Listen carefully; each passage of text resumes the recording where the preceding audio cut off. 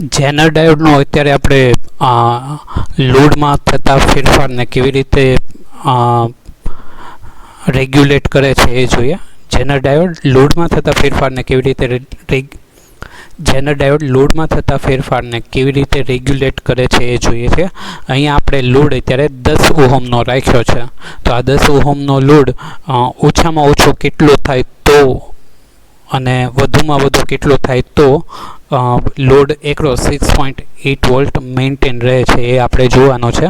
તો પહેલાં તો આપણે ટોટલ કરંટ જોઈએ કે અહીંયા જે ટોટલ કરંટ IS છે એ કેટલો છે. આ પોઈન્ટ આગળ વોલ્ટેજ છે 10 વોલ્ટ અને આ પોઈન્ટ આગળ જેનર ડાયોડ એક્ટિવ થયા પછીનો વોલ્ટેજ 6.8 વોલ્ટ મેન્ટેન થાય છે.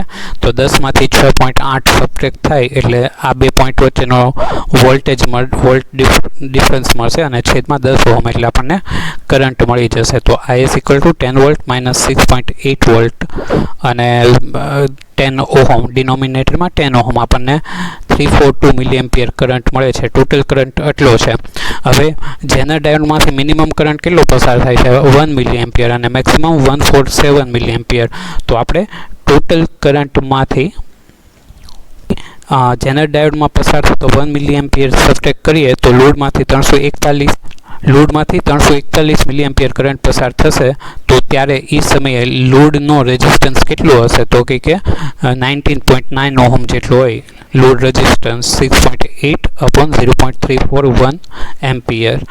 અને પછી એવી જ રીતે આપણે જેનર ડાયોડમાંથી મેક્સિમમ કરંટ 147 મિલીએમ્પિયર પસાર કરીએ ત્યારે આપણને લોડ કરંટ કેટલો મળશે 195 મિલીએમ્પિયર અને લોડ રેઝિસ્ટન્સ કેટલો હશે 34.9 ઓહમ.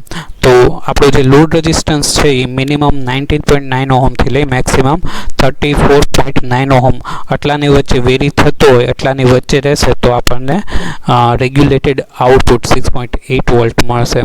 આપણે જોયું કે અત્યારે પણ જેનર ડાયોડ છે એ રેગ્યુલેટેડ વોલ્ટેજ આઉટપુટ કેવી રીતે આપી શકે છે.